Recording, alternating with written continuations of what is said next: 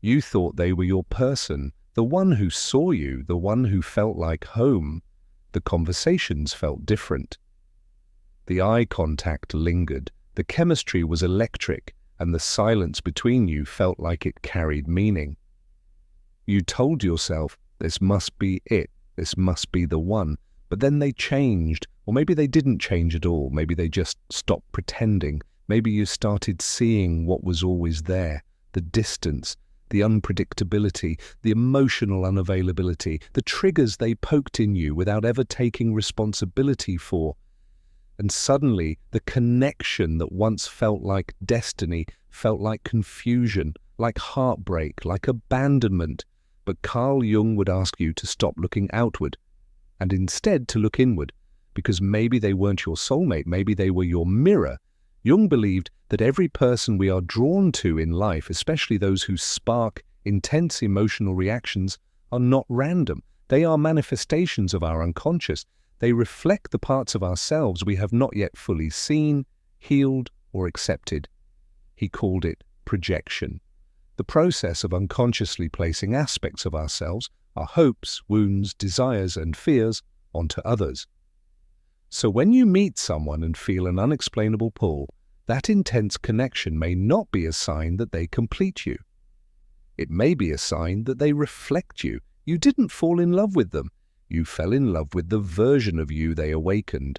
They mirrored your longing to be chosen, your belief that love requires effort, your unresolved childhood ache to be seen, your unspoken story of not being enough. At first, it felt like love. But what you were calling love was really an invitation to meet yourself. That's why it felt so deep, so cosmic, so spiritual, because the mirror always feels sacred until you realize it's not about them, it's about you. Jung wrote, "Everything that irritates us about others can lead us to an understanding of ourselves." And it's not just the irritation, it's also the attraction, the longing, the magnetism. Because here's what projection really means. The people you're drawn to most intensely usually carry a piece of your shadow, the parts of yourself you have repressed, denied, or never learned to love. And these parts don't disappear. They simply get projected onto someone else. So when you say, "I felt like I'd known them forever," you may have, not because they are your other half, but because they mirrored your past. And more specifically, your emotional imprint. If your earliest experiences of love were filled with inconsistency, you might feel electric around someone who keeps you guessing. If you had to earn love by being helpful, pretty, smart, or quiet, you might fall hard for someone who makes you perform for closeness, and then you call that pull fate. You call the ache love. But what you're really feeling is recognition. Your body recognizes the emotional pattern. It thinks this is what love used to feel like, and so it clings. But here's the truth Jung would want you to hear. Until you make the unconscious conscious, it will direct your life and you will call it fate. They weren't your forever. They were your familiar. You thought they were your soulmate, but they were your mirror.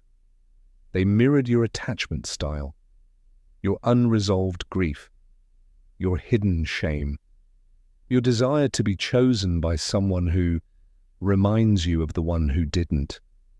And that's why it hurts so much, because it wasn't just about them, it was about everything they awakened in you.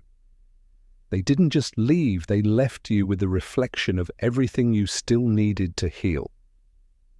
The grief is not just about their absence, it's about your reconnection to the part of you that still aches. And that's the gift, because the mirror, while painful, is sacred. It shows you where you've abandoned yourself. It shows you where you're still waiting to be loved in the way you needed years ago. It shows you what part of your inner child still believes that love must be proven. And that's where the work begins, not in getting them back, not in figuring out why they pulled away, not in decoding the silence they left behind, but in asking, why was I so drawn to someone who made me doubt my worth? What did they reflect that I haven't yet integrated? What part of me still feels unworthy of secure love? Because that is the real healing, not when they come back, but when you come back to yourself, when you begin to realize that what you loved about them was the feeling of being seen, but that feeling is possible within you, that what you longed for was presence, but presence begins with you, that what you mourn is not the person, but the version of yourself that believed they were the only path to healing. This is what Jung called individuation, the process of integrating all the parts of yourself you've disowned, not just the bright, lovable ones, but the needy ones, the scared ones, the ones that got rejected and left behind, because when you begin to love those parts, you stop projecting them onto others, you stop needing someone else to complete you, you stop assigning soulmate status to people who simply reflected your wounds. And in that space, something shifts. You start craving calm instead of chaos. You start choosing presence over potential. You stop being pulled toward the emotionally unavailable and start recognizing that love doesn't need to be earned. It just needs to be met. But you can only receive that kind of love when you believe you deserve it. And you can only believe you deserve it when you stop confusing the mirror for the match. Not everyone who awakens you is meant to stay. Some are just here to show you what still needs your attention, to reflect what you've forgotten, to mirror the places you've abandoned. That's why it felt like magic, because it was, but not their magic, your own. They mirrored the depth you carry, the longing for truth, the ache to be whole. They didn't arrive to complete you, they arrived to reveal you. At first, it felt cosmic. You felt seen, like someone finally understood the hidden parts of you, the sadness you never shared, the chaos you kept quiet, the questions that always lived in the corners of your heart. The connection felt magnetic, but the magnet wasn't pulling you toward your future, it was pulling you back into your past. And now that they're gone, the mirror remains, the high is over, the silence is loud, the questions echo. But this is the moment Carl Jung was pointing to when he said, "Until you make the unconscious conscious, it will direct your life and you will call it fate." You thought they were fate, but maybe they were feedback. Maybe they weren't the one to build your future with. Maybe they were the ones sent to wake you up to your past. The way they left, the way they loved, the way they triggered you, none of it was random. It was a reflection of the internal architecture you didn't know was still standing inside you. The foundation you built in childhood, the beliefs you carried into adulthood, beliefs like, I must earn love. If I'm perfect, they'll stay. If I get abandoned, it must mean I wasn't enough. And now the question becomes, what will you do with what you saw? Will you chase them? Will you chase the idea that if you just tried harder, they'd come back? Will you tell yourself it was love, even though it mostly felt like confusion? Or will you chase something deeper? Will you chase the parts of you that still believe love must hurt to be real? Will you turn inward, not to hide, but to heal? Because what you mistook for a soulmate may have been your shadow, not your forever person, but your forgotten self. The self that got silenced, the self that never felt safe, the self that learned love through survival, not stability. They mirrored your abandonment wounds. They reflected your anxious attachment. They lit up every childhood belief you never chose but still live by. And in doing so, they gave you a gift, the kind of gift that doesn't come wrapped in romance, but in reality. You thought they were your soulmate, but they were your mirror. And now, you are your own soulmate. Not in a feel-good, surface-level affirmation, but in the most grounded, healing, powerful way. You are the one who stays when things get hard. You are the one who listens when your anxiety screams. You are the one who doesn't ghost your own feelings. That's what healing looks like. Not chasing the one who left, but returning to the one inside you who's still waiting to be chosen. You stop settling for people who reflect your wounds. You stop calling inconsistency chemistry. You stop getting high off red flags and crashing into heartbreak. Instead, you begin to be drawn to people who reflect your healing. People who show up. People who communicate clearly. People who don't use silence as punishment. People who love from fullness, not from fear.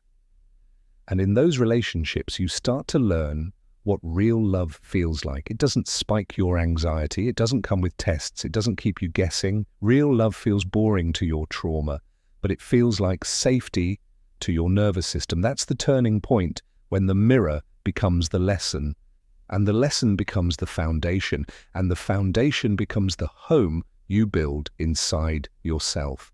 Because that's the truth. Healing happens when you build safety within, when you stop outsourcing your wholeness, when you stop waiting for someone to validate your worth. So the next time you meet someone who feels like everything, pause, look closer. Is the pull rooted in peace or in panic? Do they reflect your healing, or do they mirror your hurt?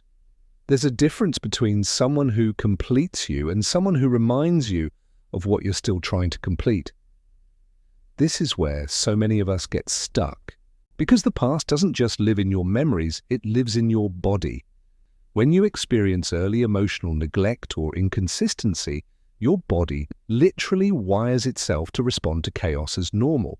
So when a person is unavailable, confusing, or hot and cold, you don't necessarily run, you're drawn to it. It feels like home. That's not because it's love, it's because it's familiar. Familiarity is not the same as destiny, but when we're unconscious of our patterns, we confuse the two. That's what Jung was talking about. He believed that the unconscious speaks through symbols, dreams, and projections, and the people we feel most magnetized to are often not the ones who will heal us, but the ones who show us what still needs healing. You thought it was meant to be, but it was meant to wake you up, to show you the parts of yourself that still believe love should hurt, to show you the inner child who still thinks they have to be perfect to be loved, to show you the old survival strategies dressed up as romance. So many people think the goal of love is to find the one, but Jung would argue the goal is to find the self, to individuate, to become whole, to no longer seek completion from another person. And when you do that, when you really start integrating your shadow, reparenting your inner child, healing your nervous system, you stop falling for people who mirror your trauma.